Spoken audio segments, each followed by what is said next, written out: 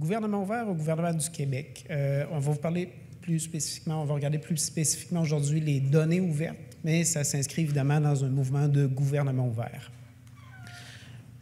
J'ai séparé en deux parties, peut-être pour vous faire part un peu de où on est aujourd'hui, d'où on est parti, où on s'est rendu et vers où on prévoit s'en aller cette année et pour les 2 prochaines années.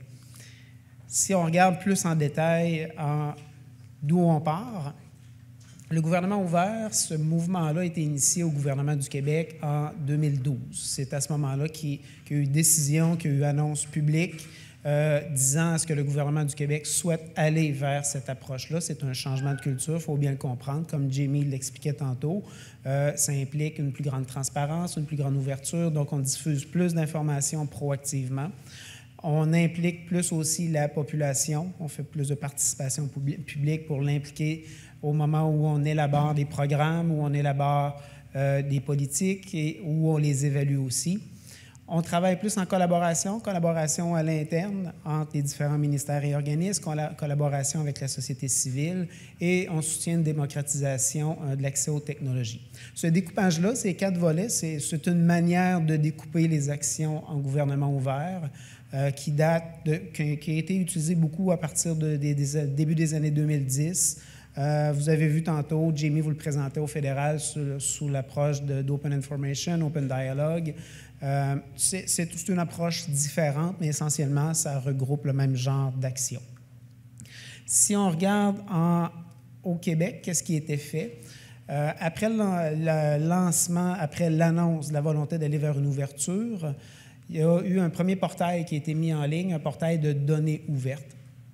Évidemment, la mise en place d'un gouvernement ouvert, c'est un changement de culture qui concerne l'ensemble des ministères et organismes publics. Ça ne concerne pas que le secrétariat du Conseil du Trésor, c'est piloté, c'est coordonné à partir du secrétariat du Conseil du Trésor, mais ça implique tous les ministères. L'information est détenue dans l'ensemble de l'appareil public et quand on élabore des programmes, des politiques, ça se fait aussi dans l'ensemble des ministères et organismes.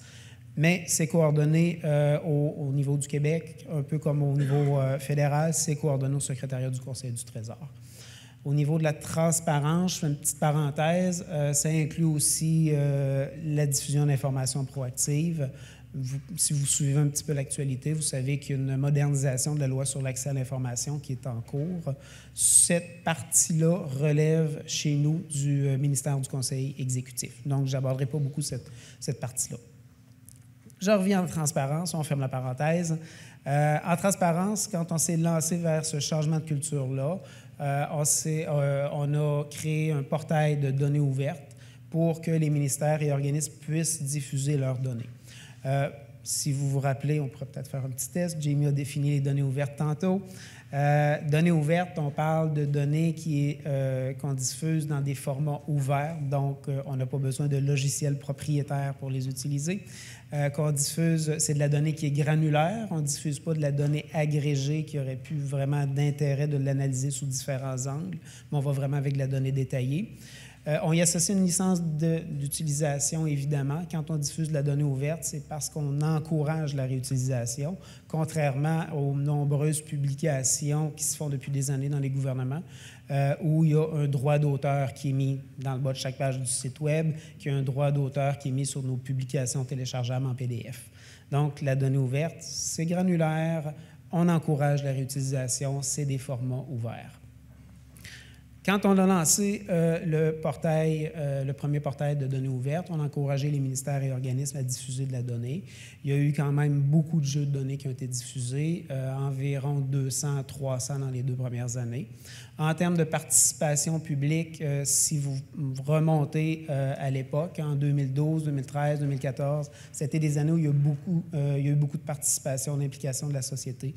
Il y en avait eu en éducation, d'ailleurs, suite à l'épisode des carrés rouges. Donc, c'est des changements qui se sont mis en place graduellement et qui sont déjà, je dirais aujourd'hui, qui sont déjà très omniprésents au gouvernement du Québec. En termes de collaboration, quand on s'est lancé vers l'ouverture, on a dit, bon, on va collaborer avec la société civile, oui, mais on va aussi commencer par collaborer entre nous. Le gouvernement du Québec, c'est une centaine de ministères et organismes publics distincts où chacun gère son information. Il y a des échanges d'informations, d'expertise, mais on peut aller beaucoup plus loin que ça. C'est ce qui s'est passé, c'est ce qu'on a initié en 2012, plus de collaboration à l'interne. On a mis en place une plateforme de collaboration qui permet d'échanger de l'information, des documents, de l'expertise. En termes d'innovation, on était plus vers le soutien à l'utilisation des données ouvertes, mais on était plus actifs, je vous dirais, à partir de 2016-17. Plus récemment, après ce lancement-là en 2012, plus récemment, en 2015, le ministre Coiteux, le président du Conseil du Trésor à l'époque, en juin 2015, a annoncé une stratégie gouvernementale en TI qui visait à rénover l'État en s'appuyant sur les TI. Dans cette stratégie-là, découpée en 4 axes, il y avait un axe qui visait à rapprocher l'État des citoyens à l'aide des TI. Cette stratégie-là contenait 5 mesures dans l'axe 4 visant le gouvernement ouvert et plus spécifiquement 3 mesures sur les données ouvertes. Une mesure qui visait à mettre en place un nouveau portail parce que celui qu'on a mis en place en 2012 était sur des technologies de l'époque, moins adaptées. Autre mesure qui visait à offrir plus de données de meilleure qualité et aussi à soutenir l'utilisation des données ouvertes via des hackathons. Si on revient plus en détail sur ce qui a été fait à partir de cette stratégie-là, stratégie TI, en termes de données ouvertes, il y a eu le portail Données Québec qui a été mis en ligne en avril 2016. Ça fait déjà 2 ans. On a célébré son 2e anniversaire tout récemment. Portail qui remplaçait l'ancien. Portail basé sur 3 composantes principales développées en logiciel libre. On utilise CICAN, même chose qui est utilisée au fédéral, en Alberta, dans différentes provinces. On utilise WordPress pour les pages qui sont plus informationnelles. Fédéral a choisi Drupal au lieu de WordPress, qui est à peu près l'équivalent pour les besoins qu'on avait. Et on utilise aussi IGO, Infrastructure géomatique ouverte, qui est développée par le gouvernement du Québec, qui est disponible, qu'on rend disponible là, sur GitHub, donc en logiciel libre.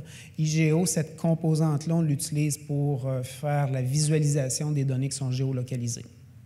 Donc, si on revient à Données Québec, le portail basé sur 3 composantes qu'on a assemblées, au-delà du portail, quand on a lancé ce portail-là, on voulait remplacer l'ancien qu'on avait, oui, mais pour différentes raisons. On voulait être plus près des citoyens. Celui qu'on avait avant était peut-être un petit peu plus complexe à utiliser. Donc, on s'est assuré que le portail utilisait des technologies à jour, offrait de la visualisation. Une première visualisation, c'est sûr que c'est limité s'il y a des gros volumes de données, mais il y a quand même, vous êtes capable de voir des données, si c'est des données tabulaires, vous les voyez un peu comme dans un tableau Excel, où on peut trier, filtrer. Il y a moyen de créer des graphiques. Quand c'est de la donnée qui est géolocalisée, c'est visible dans IGO. Au-delà d'améliorer l'accès, la visualisation des données, c'est ce qu'on voyait dans le bas. Au-delà de ça, le portail CICAN offre un API, donc pour les développeurs, pour les gens qui veulent intégrer ces données-là dans leurs applications, il y a moyen de le faire assez aisément avec l'API. Et on voulait aussi, avec le portail Données Québec, permettre d'avoir accès aux données ouvertes, non seulement des ministères et organismes du gouvernement du Québec, mais aussi des municipalités québécoises. Puis, même que l'initiative, l'idée de faire un portail commun, est partie des villes. Les villes de Québec, Sherbrooke, Gatineau, Laval, Montréal aussi ont proposé de faire ce portail commun-là pour réduire les coûts. Si on fait un portail pour tout le monde, on réduit les coûts.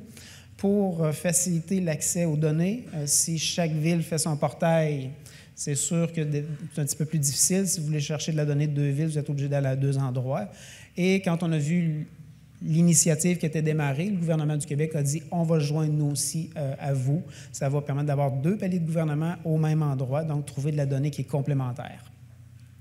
Au-delà du contenant, qui est le portail Données Québec, on travaille fort aussi avec les municipalités québécoises.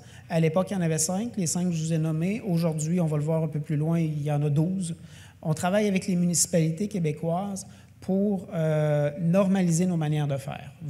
Si vous êtes utilisateur de données, vous savez très bien que les données, il faut les trouver pour pouvoir les utiliser. C'est déjà une première étape.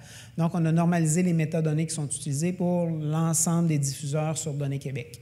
C'est pas Ça peut avoir l'air simple, mais quand chacun a déjà ses jeux de données, ses façons de faire, puis on prend ça, on ramène ça ensemble, c'est pas toujours si simple que ça. Donc, on a normalisé nos métadonnées. On était, quand on parle les métadonnées, bon, les mots-clés, on essaie d'être similaires. Bon, ça reste plus, chacun y va à sa façon, mais la manière de les catégoriser, les différents champs, date de dernière mise à jour, date du premier dépôt, tout ça, c'est normalisé, c'est visible, c'est des belles petites fiches qui se ressemblent d'un jeu à l'autre, et c'est aussi accessible via l'API, donc c'est facile à traiter. Au-delà de cette normalisation de base-là, on a aussi normalisé nos formats de fichiers. On disait de la donnée ouverte, c'est des formats ouverts, donc d'un fichier Excel. Presque tout le monde a Excel, presque tout le monde est capable d'ouvrir un fichier Excel, mais un format ouvert, c'est plus le CSV. Donc, on s'est assuré qu'on privilégiait le CSV dans le cas de données tabulaires. Dans le cas de données structurées, on va plutôt vers du JSON, du XML. Dans le cas de données géolocalisées, on privilégie le GeoJSON. Donc, ça, c'est l'ensemble des ministères, organismes et municipalités diffusant sur Données Québec qui suivent ces standards-là. Évidemment, si on essaye d'évaluer c'est quoi la note qu'on aurait aujourd'hui, il faut avoir en tête qu'au départ, on est parti, on avait chacun nos façons de faire, puis juste au gouvernement du Québec, il y avait plusieurs façons, et dans les grandes villes, c'était la même problématique.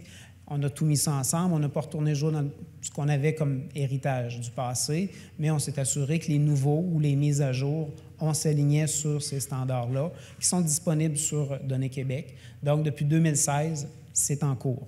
Les mises à jour, les nouveaux jeux de données, ceux-là auraient une note très élevée de conformité. Les plus vieux jeux de données, c'est sûr que la note serait pas mal plus basse. Au-delà de la normalisation des formats de fichiers, on normalise aussi les données. Alors, on s'est rendu compte qu'il y en a qui mettaient des dates année, mois, jour, jour, mois, année. 3 mai 2018, mai écrit en lettres. On a vu de tout. Donc, on a normalisé les données en soi, les dates, quand c'est un montant en argent, des dépenses et des dollars, ce n'est pas des milliers et des millions. Donc, ça rend les données beaucoup plus faciles à croiser, beaucoup plus interopérables.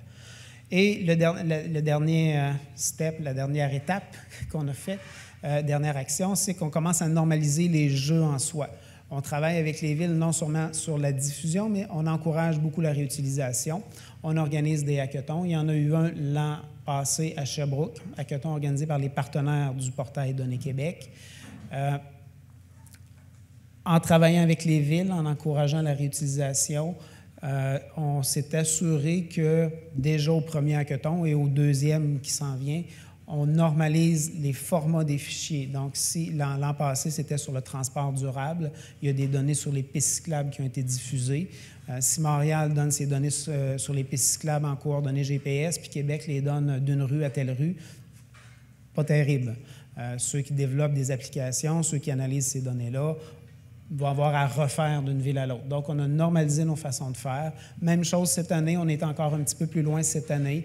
Il faut comprendre, on a initié le mouvement, ça s'améliore de plus en plus. Cette année, on est sur le thème de l'environnement. Il y a 4 jeux qui ont été normalisés pour l'ensemble des villes. Des jeux sur l'empreinte des bâtiments, l'empreinte des routes, des trottoirs, sur la collecte de matières résiduelles. Et il y a une normalisation aussi sur un 4e, sur les arbres. Évidemment, c'est tout un effort parce qu'il y a une ville qui va dire moi, je les ai de telle manière chez nous, un autre, c'est différent. Moi, j'ai l'essence d'arbre, moi, je ne l'ai pas. Donc, on se donne un standard, on rend obligatoire tout ce que tout le monde a en commun. Le reste est facultatif. Donc, on travaille fort pour faciliter la réutilisation. J'ai pris beaucoup de temps pour vous expliquer cette page-là, le partenariat Données Québec, pour vous dire que ce n'est pas juste un contenant, mais c'est bien plus qu'un portail. C'est des villes qui travaillent ensemble, qui travaillent pour normaliser, pour s'assurer de diffuser de la donnée de qualité. Ensemble, l'ensemble des ministères, organismes et villes qui diffusent sur Données Québec, aujourd'hui, on a un peu plus de 1000 jeux, donc en quantité quand même très modeste. Par contre, on travaille beaucoup sur la qualité pour s'assurer que chaque nouveau jeu va être facile à utiliser. Je pense que ça fait le tour de Données Québec. Si on regarde au gouvernement ce que ça a donné, on disait en 2015, il y a eu la stratégie, lancement du portail et lancement aussi, on a travaillé sur les jeux de données. On avait, là, s'il y en a qui qui regarde le nombre de jeux de données qu'il y avait il y a 2 ans et qui regarde aujourd'hui, vous allez me dire, non, il n'y en a pas 100 de plus, vous avez raison, il y en a probablement quelques-uns de moins même que il y a 2 ans. On travaille sur la qualité. Donc, c'est arrivé qu'on remplace 150 jeux de données par 10.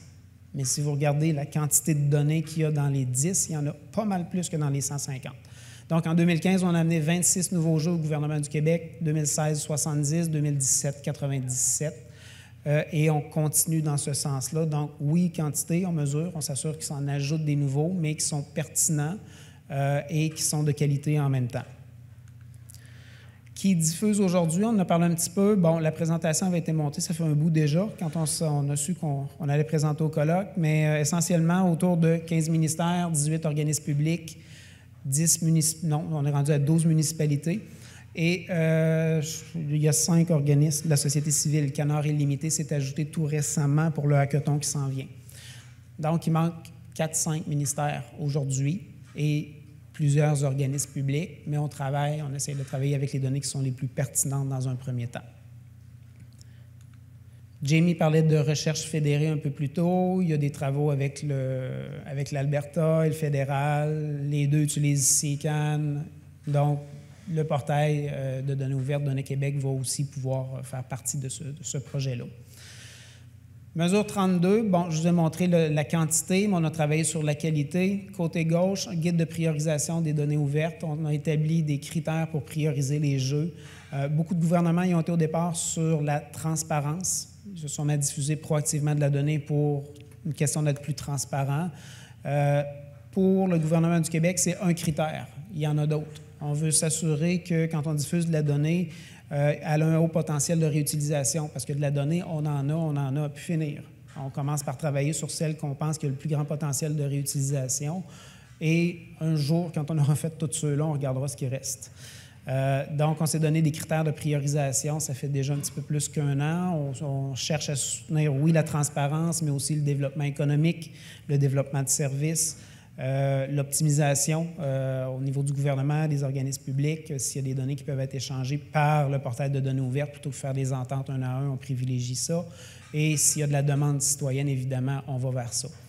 Ce que ça l'a amené, ces critères-là, de travailler sur ce qui a le plus grand potentiel de réutilisation, mais quand on regarde dans les 2 dernières années, on a diffusé des jeux de données comme le registre des municipalités. Donc, c'est une donnée de référence qui peut être très pertinente pour un paquet d'entreprises ou dans le milieu scolaire aussi.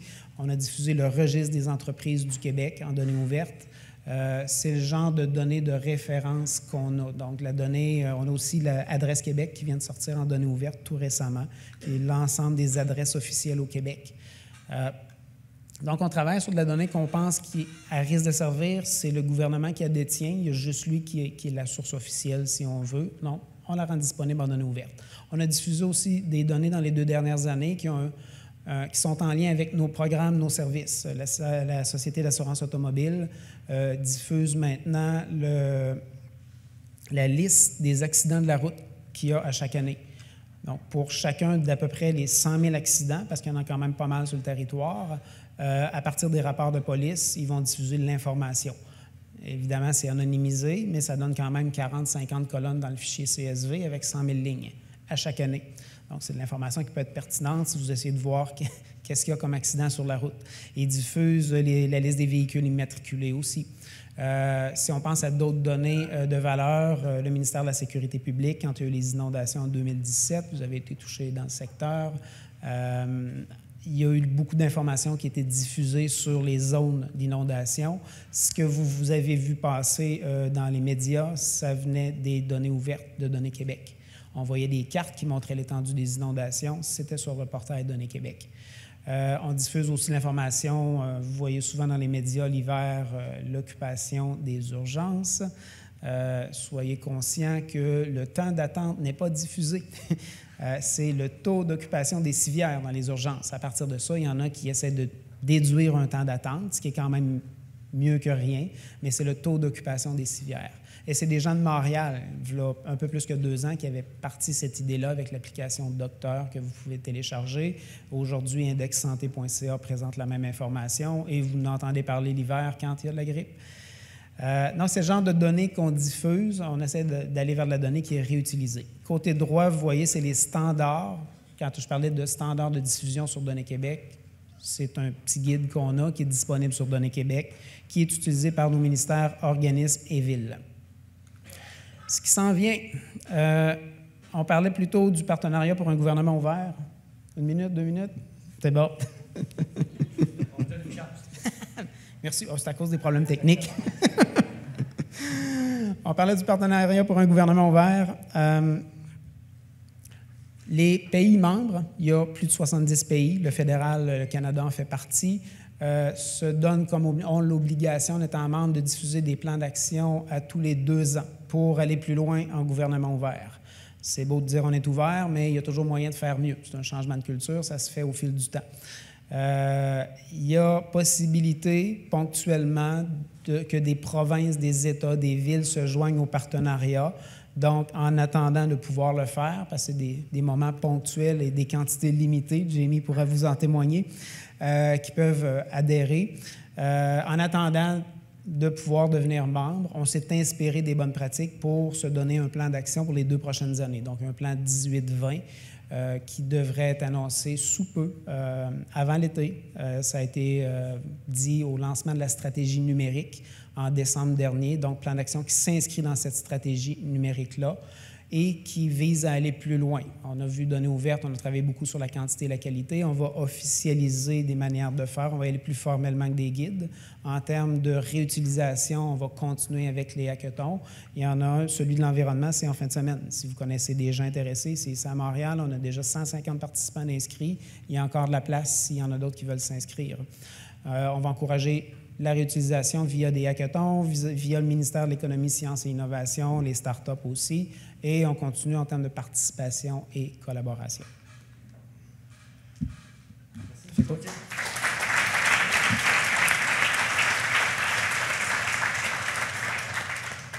Alors, on prend pareil le temps pour des questions. Une petite question, moi. Dans le réseau de l'éducation, comme dans beaucoup d'autres ministères et organismes, on a des obligations de reddition de comptes. Est-ce qu'il y a des plans actuels ou prévus pour rendre ces données-là ouvertes et publiques? Ce qui profiterait non seulement aux citoyens, mais entre nous également. Aujourd'hui, il n'y a rien qui l'empêche. Surtout que c'est simple, c'est de la donnée administrative. C'est pas comme quand il y a des renseignements personnels qu'il faut anonymiser, que c'est plus complexe un peu. Il n'y a rien qui l'empêche. Pour l'instant, on est encore dans un mode proactif. S'il y en a qui souhaitent y aller, il n'y a pas de problème, ils peuvent y aller. Mais non, il n'y a pas de plan pour obliger ce genre de données-là. Ou soutenir sans aller dans l'obligation tout de suite, là, s'il y avait des services d'offert plutôt que d'attendre que les organismes viennent à vous, ça pourrait être intéressant. Je ne voudrais pas donner d'exemple, mais en fait, je vais le faire pareil. Je pense à la DGRI, par exemple, OK?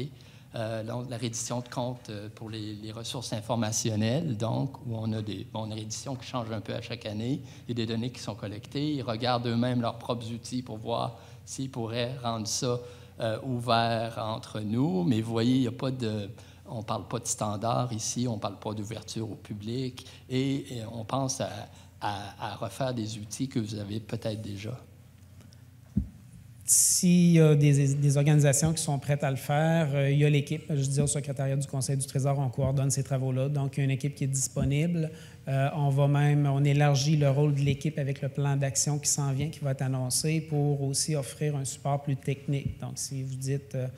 il y a un intérêt, il y en a peut-être plusieurs qui embarqueraient s'il y avait un soutien. On est là pour ça, vous pouvez nous contacter.